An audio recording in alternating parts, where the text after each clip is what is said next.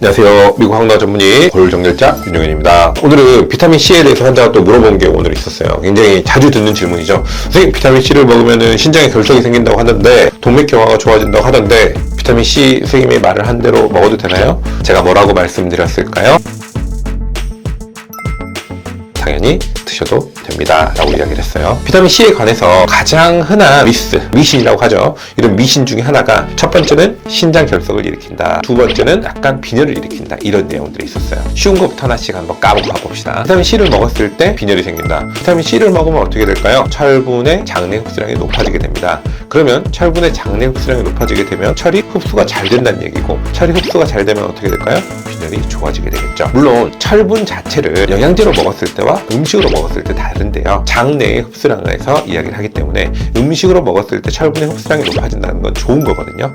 그렇기 때문에 그냥 영양제로 먹은 철분이 아니라 일반적인 음식에서의 철분의 흡수량이 높아진다라고 생각하시면 좋을 것 같아요. 비타민C를 먹으면 빈혈이 생긴다, 생기지 않고 오히려 좋아질 수 있다. 첫 번째 편견은 그렇게 깨면 되고요. 두 번째 편견, 비타민C를 먹으면 결석이 잘 생긴다는 이야기죠. 대체 이 이야기가 어디서부터 나왔는지 그 근원을 아브라함 호퍼 박사가 하나씩 찾아가 봤어요. 그랬더니 실험실에서 혹은 환자 한 명의 케이스 리포트에서 이런 것들을 보고를 했다고 이야기를 합니다. 그러면서 아브라함 호퍼 박사가 여러 가지 이야기를 하는데요. 물론 호퍼 박사 외에 일반인들이 그냥 쉽게 접할 수 있는 책에서는 비타민C를 우리나라에 전파하신, 비타민C 의학이라는 걸 우리나라에 소개하고 전파하신 하병근 선생님이 쓴 책에 많이 나와 있거든요. 비타민C 같은 경우에 먹어도 결석이 생기지 않는다, 이거를 파트를 한 편을 넣어가지고 만들어줬어요. 모든 책에서. 아브라함 호퍼 박사로 다시 돌아가서 그 이야기를 해보자면, 비타민C를 먹게 되면 소변에서 약산성으로 바뀌게 됩니다. 약산성이라는 것들은, 산이라는 건 어떻게 돼요? 미네랄 같은 걸 녹이는 작용을 하잖아요. 산성이 있게 되면 칼슘을 녹이게 돼요. 칼슘을 녹이게 되면 배출이 잘 되겠죠. 소변을 약산성으로 바꾸면서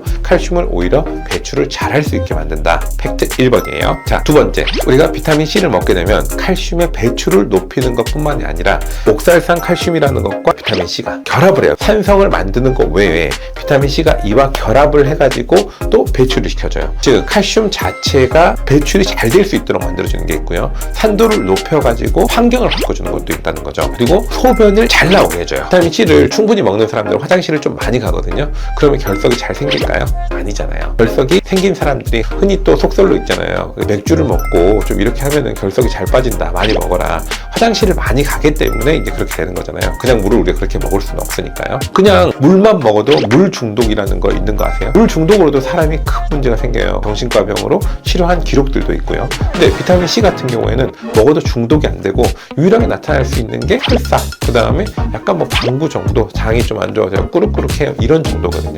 근데 결석이라는 거는 어떻게 돼요? 여기서 우리가 좀 무섭잖아요, 사실은. 근데 오히려 지금 말했던 환경을 바꿔주기도 하고요, 칼슘을 녹여주기도 해요, 화장실을 잘 가게도 해줘요. 오히려 결석을 예방하는 데 쓰일 수도 있고요, 결석이 없어지는 데 도움이 돼요. 그러면 비타민C를 먹었을 때 결석이 생긴다는 그 편견을 우리가 어떻게 깨줘야 될지. 좀 무서운 사람들 있잖아요. 선생님, 저는 예전에 결석이 있어가지고 비타민C를 먹기가 좀 무서워요, 혹은 먹지 말라고 들었어요. 내과 선생님이 항상 그런 말 하신대요. 여기서 힌트를 드릴게요. 비타민C를 먹으면서 결석이 생길 것 같다, 그럼 하나를 더 드시면 돼요. 아니, 두 개를 더 드세요. 마그네슘과 비타민 B를 잘 드시면 돼요. 특히나 피리독신이라는 걸 잘 드시면 되는데요, 피리독신이 부족할 때 결석이 잘 생긴다고 되어 있고요, 그리고 칼슘 같은 경우에는 마그네슘과 기량작용을 하기 때문에 먹어줬을 때 잘 빠진다고 되어 있어요. 비타민C를 충분히 먹으면서 그래도 무섭다, 비타민 B랑 마그네슘도 같이 드시면 결석은 예방이 되고 오히려 좋아질 수 있습니다. 저도 지금 수천 명의 환자들을 치료했는데 결석은 단 한 건도 발생하지 않았고요. 그리고 아브라함 호퍼 박사 같은 경우에는 몇십만 명의 사람들, 몇만 명의 사람들을 치료를 했을 때도 결석이 결코 발생하지 않았다라고 이야기를 합니다.